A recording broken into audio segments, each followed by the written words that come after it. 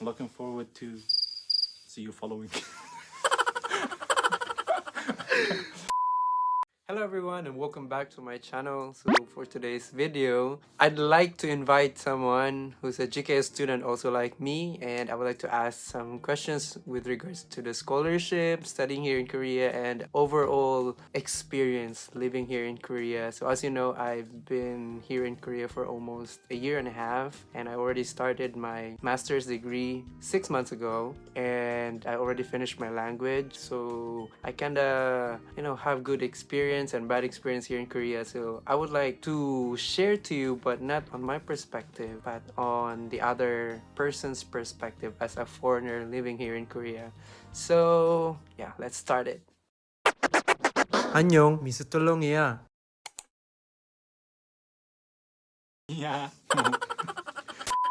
So I am here with me today, a special guest, hashtag leave me alone, and he will introduce himself. Yeah, so 안녕하세요. My name is Mahmoud. I'm from Libya and I was selected as 21 a JKS scholar from Libya, and I'm studying in Tonga University in Busan, major in business administration, master degree. How long have you been here in Korea? For now, we've been a year and a half, like 1 year for Korean language and 6 months master degree now. Alright, so the first question that I want to ask you are cultural differences, maybe big differences from Libya and Korea. What have you observed so far? Well, I can say like 90% is different stuff. Like in Korea, they bowing a lot, like not a lot, like that's how they say hi, that's how they say bye, that's how they say thank you, that's how they say I'm sorry, that's like everything they bowing. And Libya's like that's impossible for someone to another one. So you never Because- bow No. in Libya? Like if you do that, like we do it only for Allah, for God. Like we have an expression like that. We don't bow only for God. Also in Korea, like they have the food also like all Asian and kind of African, Arabian, Amazigh food. So it's like it's totally different. They use rice a lot, even rice as side dish. Like No, it's part of the meal, the rice. like, but you can ask for a rice, bowl of rice, like always with the meal. That's impossible to find it. We only have rice as a meals only, and they have a lot of side dishes, which is we don't have. It's like their side dishes is a lot, kimchi and on. Fish cake, yeah. And when I came to Korea, like I discovered that Korean like 1 year older than us, because when they born they already have 1 year. They calculated the 9 months in, Well, actually, and it's like every new year, they add 1 year old yeah. So for example, if you are 25 back home. in your home only, here is 26, or if you start the new year you are 27 and you're still 25. It's kind of weird. How do you feel about it? Do you old. like it? Do you like it? No. I feel like I'm old. Same. And yeah, they have lots of strict rules, the mask and everything. They take it seriously.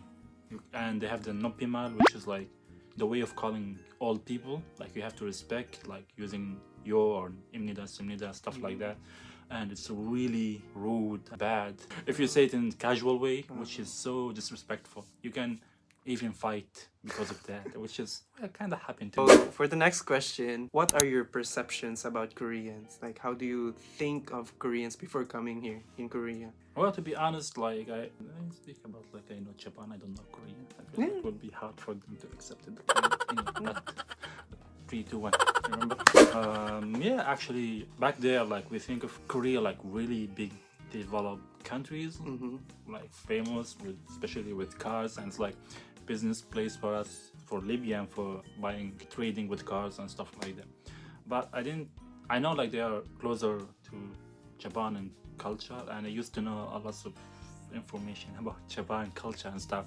And I know like they have lots of similarities and a little bit differences. So I didn't go deep like most people, like K-drama, K-pop stuff. I just hear the names only, like, oh, BTS, so that Korean guy is putting makeup, this kind of stuff. But when I came here, I saw like, wow, int. Were you shocked? Like, what you think of them when you came here? Kind of not really Well, near on what you're thinking about them. no, what I thought about is true, like developed countries, so improved, just in general the country, how it's developed. But I think the thing that shocked me is like people and they're not really close or open to foreigners. They're like close society, and it's hard to Go inside their society. go inside the society with them. To like, be belong. it's like you always feel like you're a foreigner here. You'll never feel like you are part of this place. Wherever you live, wherever you stay, you always still stay that foreigner between Koreans.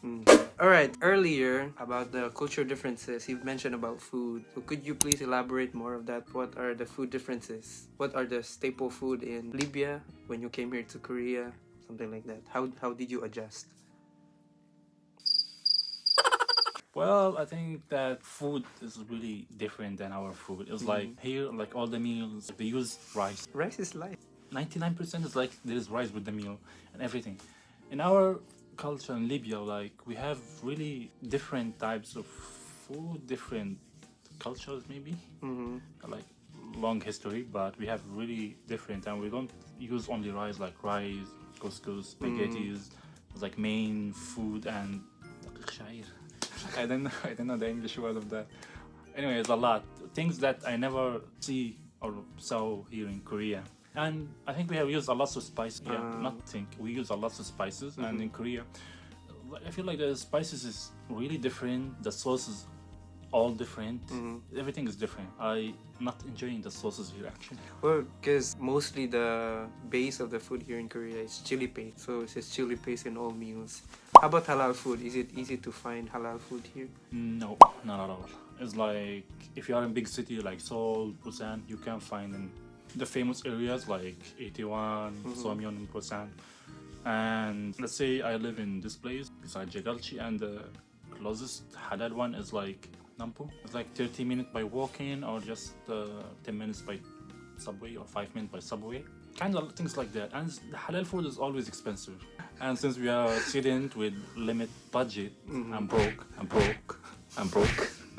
Brokest. So we have to consider eating. We just cook inside our rooms. Were you able to find any Libyan restaurant here? Also, no. So it's zero. Even Arabian restaurant in general, not common.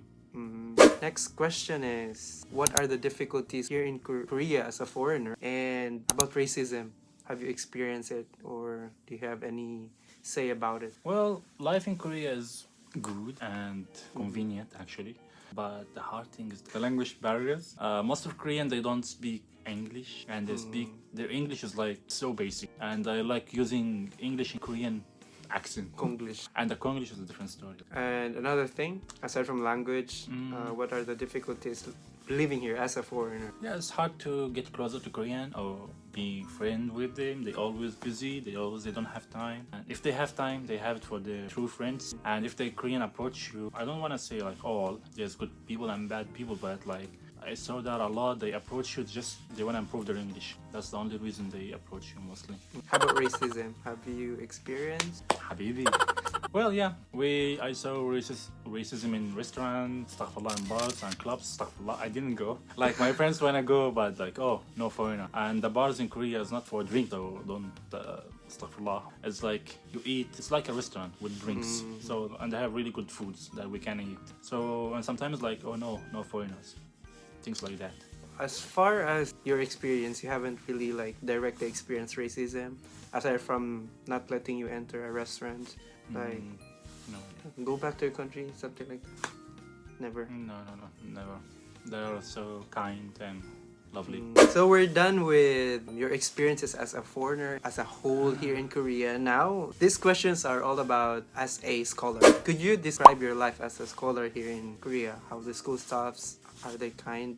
The teachers, your classes? Because I choose studying in Korean language, master, like business. Imagine business with Korean language. Oh my god. So, disaster. So I don't understand anything. So they don't have anything to do with me because all the classmates, they want the class in Korean anyway. But the teacher asked, and like everyone wants Korean except me and a friend, one English. So I have nothing to do. But everything is like, I don't know about other students, but for me, my international offers is great. They are amazing. The teacher, they were so good with me, and till now everything is going well. Did you have hard time like registration, something like that for your classes, looking for classes? Kind of a little bit when I apply for my subject, because they only speak Korean. They don't have any word in English. And when I went there to talk to the department, and that girl were only speaking Korean with us, so we tried to communicate. It's like register the subject, and like classes names in Koreans, like let's say human resource development theory. It's so advanced vocabs. It was hard to do that. I had another problem with my major because the major I want wasn't open anymore. So I called the department. It was hard to. I have used the chat so I can translate and understand very well. They say like we're not opening the major. So I contact Ned to like how it's going to happen now. They don't have my major they want. Blah blah blah blah blah. And then Ned called them to figure out like what's happening and why. Then like Ned called me back and they explained to me what to do. Like I take only the classes, but it will be like general MBA. It won't be major in like. I just took the classes related to the major I want. So they kind of make a solution. It's not perfect, but it's better than nothing. Next question is, you finished your language study for a year, right? How was your experience? Now I can say it was the best time of staying in Korea. It was like we only focused on one thing, the language only. And we have a lot of people we can hang out. But we had topic exam, which was really annoying, really hard, and a lot of stress too. Like you have to study a lot for this exam. And we have the classes, we have to study for the classes. And the classes, the bad thing, they were only teaching us how to pass topic in exams. And which is when we finish and we went to the street, they speak Korean. We never studied. It was kind of hard. Did you study Korean before coming here, or Nope. no, not at all? I just studied the letters before I come, like studied the alphabet. Alphabet. So When I got accepted, I'm preparing to. I got accepted 100%. So okay, I need to start. people are scared of coming to Korea and studying Korean language because they have zero background about Korean language. What can you say about them? Will they pass TOEIC? Will they get it?